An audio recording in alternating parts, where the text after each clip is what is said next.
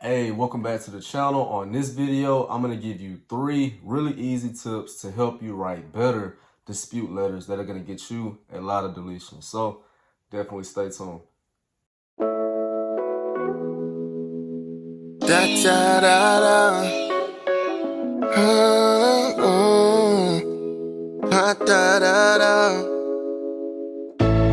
All right, so right into it, because the only reason you're watching me is because you're trying to repair your credit, and either you've already started writing dispute letters and maybe you've hit a wall, or had a little bit of speed bumps, and you're trying to figure out some ways to kind of get around what you're going through, or maybe you haven't started writing your dispute letters yet, and you want to make sure that you're doing the right way so you can be more efficient, repair your credit faster. And hey, I appreciate all that. So I'm going to give you 3 tips, because over these 4 years of repairing credit, I've learned a few things that work, and I've learned a lot of things that don't work. So let's get right into it with tip number 1.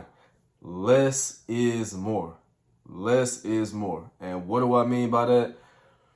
There are so many dispute letter templates online, or if you use a credit repair software, if you actually are a business owner, you got these long dispute letters, and those don't work.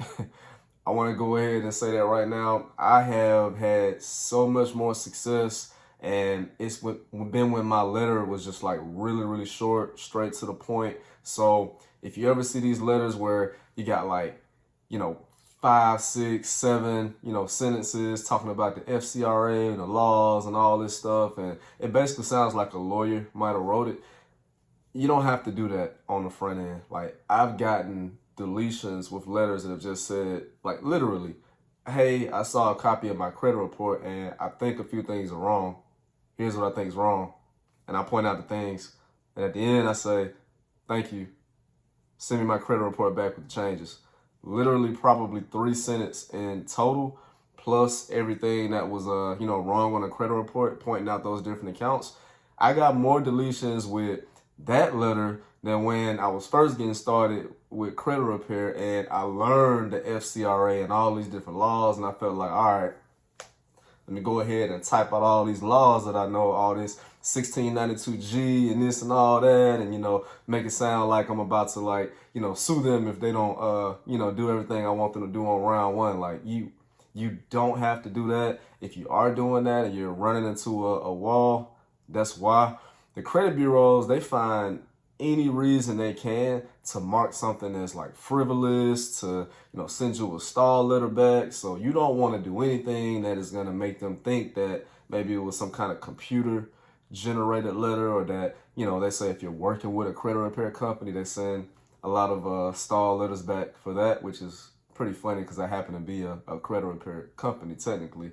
And since I started making my letters really simple, I don't really get that many of those stall letters anymore. So definitely less is more. Really short letters, straight to the point, send it off, and I promise you, you're gonna have better results that way. Ditch whatever you've been hearing online. Get right to the point, keep it concise, and I promise you, you are gonna get better results. So that's tip number 1.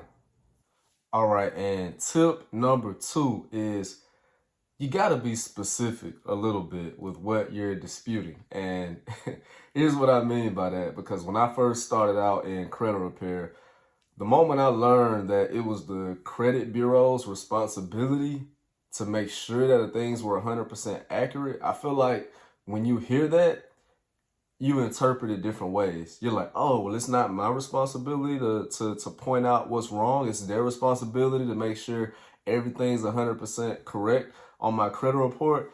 Yes, that's true in a sense. But when it comes down to repairing your credit, you gotta be a little bit concise, man. You gotta tell them exactly what's going on, because otherwise you just kind of basically dispute in circles, and then you run the risk of them just sending you a letter back saying everything's verified, because you're not pointing anything out. And let me give you an example of that. So, let's say you went to the doctor, right? Let's say you went to the doctor's office, and let's say you're sitting across talking to the doctor, and there's something wrong with you, and you need to tell the doctor what's wrong with you. But instead of telling them that your arm hurts, you're like, yeah, doc, so yeah, I think yeah, I think some things are wrong here, and I need you to, figure all this out. So then the doctor's like, okay, well, where's the problem at? You're like, I mean, it's a little bit of everything.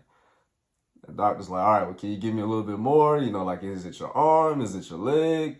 Is it your neck? Is it your back? Like, what is it? And then you're like, oh, I'm gonna let you figure it out. I mean, you kind of see how silly that is a little bit. And I'm not saying that when you write your dispute letter that you have to be so specific to where like you're doing the credit bureau's job for them. You definitely leave a little bit out there for them to do because it's kind of like chess, not checkers. So what you want to do is, for example, let's say you got an account on your credit report and you know it's wrong, it's maybe a charge off. You'll send a letter something like, hey, I noticed this account on here with Capital One is, it's showing up differently on, with you guys, Equifax, than it is with TransUnion. Can you figure this out for me as far as what's going on? Like you pointed out the account, you pointed out that there's something wrong with it because it's not matching with, the credit bureau that you're disputing with versus another credit bureau that you're seeing on your credit report. They have two different things. Like you didn't tell them exactly what was wrong. You just told them, hey, there's some kind of problem. I need you to figure it out. They can't ignore that because you clearly pointed out that something might be inaccurate. So that's what you want to do as opposed to, here's what I used to do when I was first starting out.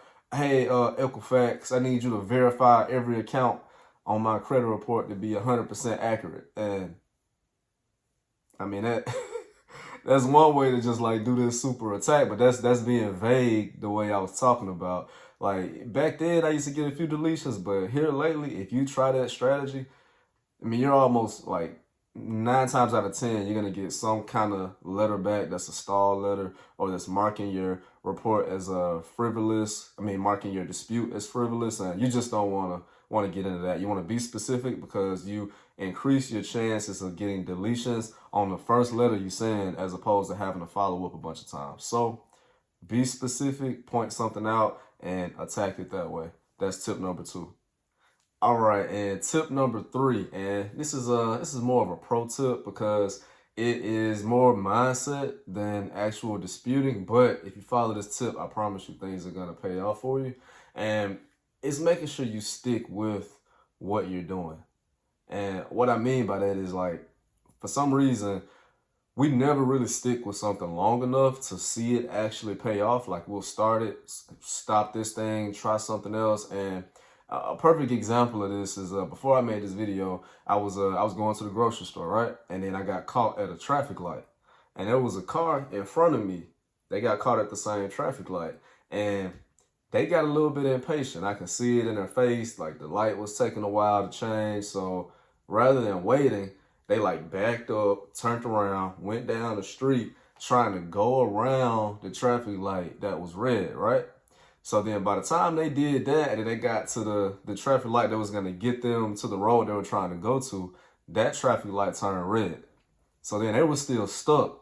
My traffic light turned green because I was sitting there waiting, and then I just sit here and passed this guy that was in front of me. And now he's sitting there at another traffic light that is red, still not getting anywhere. And the reason I say that is because we'll start something like we'll start a do-it-yourself program. We'll do it for a month, thinking it's not working. And then we'll ditch that. Then we'll sign up with a credit repair company. We'll try them out for a month. They're not working. We'll say, well, all right, well, I'm about to just forget it. I'm going to pay everything off. We'll start just paying everything off. That don't work. And now we're like, all right, well, I'm going to sign back up with a credit repair company. That don't work after a month. It's like, you just did like 4 months of like all these different things, when if you would have just stuck with one thing, you probably would have been like way further along. But we just don't have that patience sometimes to start something and like push through it.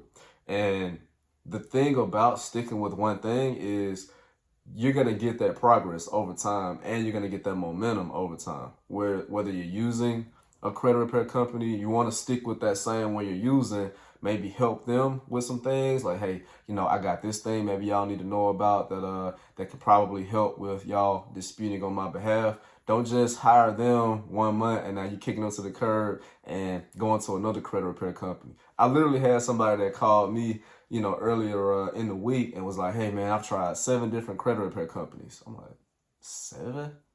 Like, that was just like insane to me. And I was like, man, like, in how long? He was like, in the past year.